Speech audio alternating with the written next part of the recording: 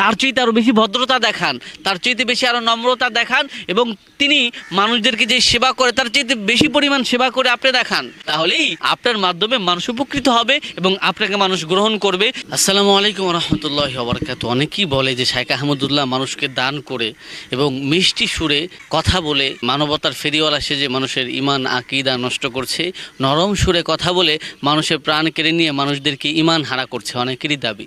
আমি আপনাদেরকে কয়েকটা কথা বলি।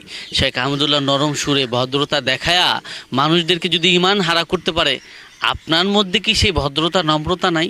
আপনি ভদ্রতা নম্রতা দেখায়া মানুষের ইমানকে মজবুত করে দেন, তাহলেই তো হয়। আপনার তো শাইখ আহমদুল্লাহকে গালি দেওয়ার কোনো প্রয়োজন নাই। শাইখ আহমদুল্লাহ যদি সুন্দর পথ অবলম্বন করে বাংলাদেশে কোটি কোটি অডিয়েন্স তৈরি করতে পারে, আপনাকে কে বাধা দিয়েছে? আপনি কেন সেটা পারতেছেন না? আপনি কেন মাহফিলের ময়দানে শাইখ আহমদুল্লাহর বিরুদ্ধে স্লোগান তুলছেন যে তার গালে জুতা মারো তালে তালে, এই যে স্লোগান আপনি তুলছেন? হ্যাঁ, শাইখ আহমদুল্লাহ তো কোনোদিন আপনাকে নিয়ে এরকম কথা বলে নাই। কেন? এই জন্যই তো মানুষ তাকে ভালোবাসে। আপনিও সে পথ অবলম্বন করেন না। আপনি যদি সেই পথ অবলম্বন করেন, তাহলে শাইখ আহমদুল্লাহর মতো আপনারও বাংলাদেশে কোটি কোটি অডিয়েন্স তৈরি হবে।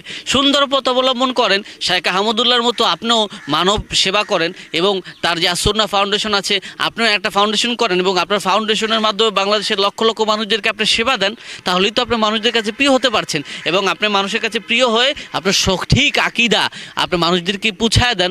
আপনি সেটা না করে আপনি উগ্রতা করছেন, আপনি তাকে ধরে মার দিতে চান, তাকে নিয়ে মামলা করতে চান, হামলা করতে চান, এটা করতে চান, ওটা করতে চান, আবার বলেন যে সে ভদ্রতা দেখায় মানুষের ইমান হারা করে। আপনি তো উল্টা ব্যবহার করছেন। আপনি তার চাইতে আরও বেশি ভদ্রতা দেখান, তার চাইতে বেশি আরও নম্রতা দেখান, এবং তিনি মানুষদেরকে যে সেবা করে তার চাইতে বেশি পরিমাণ সেবা করে আপনি দেখান, তাহলেই আপনার মাধ্যমে মানুষ উপকৃত হবে এবং আপনাকে মানুষ গ্রহণ করবে এবং আপনি যুগোপযোগী সিদ্ধান্ত নেন। এটা হচ্ছে গিয়ে বুদ্ধিমান মানুষের কাজ।